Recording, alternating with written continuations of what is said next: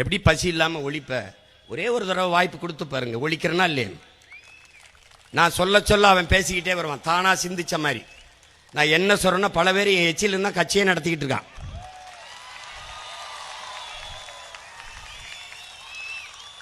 நான் முத நாள் பேசிட்டு போவேன், அவன் அடுத்த நாள் பேசி அவனே பேசின மாதிரி வேற பேசுவான்.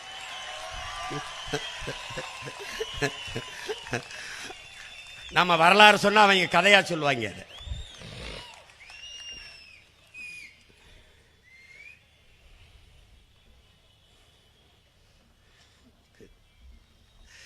இப்பதான் நம்ம மாடு வளர்க்கணும், ஆடு வளர்க்கணும்னா ஐயோ ஆடு மாடு மேய்க்க சொல்லிட்டா ஐயோ அப்படின்னு. இப்போ 4 கோடி லிட்டர் பாலை உற்பத்தி செய்ய போகிறாங்களா? எங்கே குழாயிலிருந்து பீச்சுவெல்லாம் மாடு வளர்க்காம அதை மாடு வளர்க்காம பார்க்கணும், பொறுத்து தான் பார்க்கணும். ஒருவேளை குழாயை திருக்குனா பால் வர்ற மாதிரி கூட கண்டுபிடிப்பாங்க. ஏன்னா திராவிட மாடல், இந்த மாடலே பழைய மாடல், இதில் 2.0 வேற.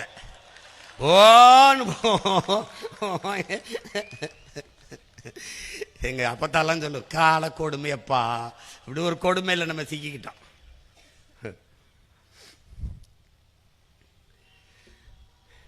பதினாறு முறை சட்டசபையில் தீர்மானம் போட்டிருக்காங்க, புதுச்சேரியை தனி மாநில உரிமை பெறுவது, தனி மாநிலமா அறிவிக்கணும், மாநில உரிமை பெறுவது அப்படின்னு 16 முறை. காங்கிரஸ் ஆண்டிருக்கு, பிஜேபி தயவோடு எங்க ஐயா ஆண்டுகிட்டு இருக்காரு.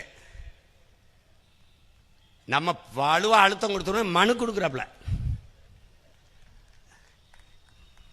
மாகே ஏனம் வேண்டாம், மாநில உரிமை வேண்டும். மாநில உரிமை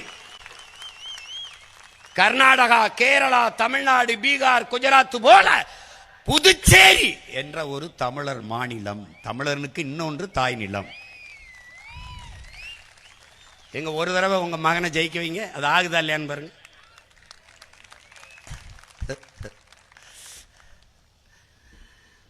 அவன் தரமாட்டான். நம்ம தாத்தா பட்டுக்கோட்டை சொன்ன மாதிரி, வசதி படைத்தவன் தரமாட்டான், வயிறு வசித்தவன் விடமாட்டான். உங்க பிள்ளைகள் எங்களை மாதிரி பல ஆண்டுகளா, பல 100 ஆண்டுகளா பசித்து கிடக்கிற பிள்ளைகள்கிட்ட கொடுக்கணும். அப்ப என்ன பண்ணுவோம்? அடிச்சு பறிப்போம். கெஞ்சறது இல்லை. இது என் நிலம், என் உரிமை, இது என் மாநிலம், தமிழரின் இன்னொரு தாய் நிலம்.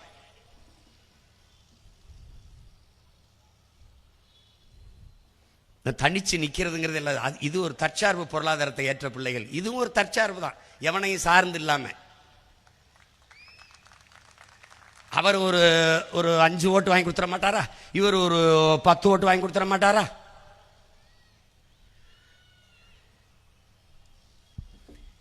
அறிவு சமூகம் ஒன்றை சிந்திக்கணும்.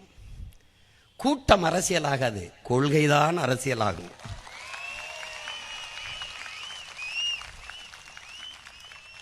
கூட்டத்தில் ஒருவனாக நிற்பவனுக்கு வீரமோ துணிவோ தேவையில்லை.